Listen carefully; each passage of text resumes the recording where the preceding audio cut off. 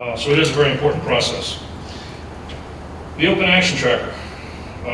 Everybody uses this, right? You all have this in your offices?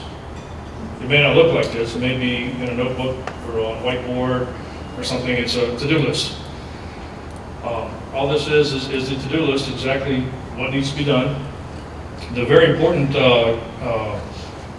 what I think is very important, is the second column on this. The third column is what needs to be done. The second column is who's responsible for it, who has to take ownership of it. Because otherwise, you know how things go. If there's just something that's floating out there, nobody's going to do it. This gives ownership to it. You have your start date, you have a situation status update that you can keep getting throughout the time, and you have your target date. That's another very important one, because most of these are not going to be open-ended.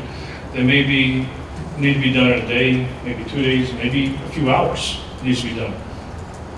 And you're going to revisit this. Every time you meet with your unified command, you're going to review this document. And they're going to come back to any of the folks in the room that have a line item here, and they're going to ask them, what's the status on me getting this document? What's the status on getting this plan? Whatever happens to be up there, they're going to need an update on that. The planning section. The planning section, this can be very large or very small. As a planning section chief, I would like it to be very large, because then I get a lot of help. Because otherwise, I have to do everything else that's there.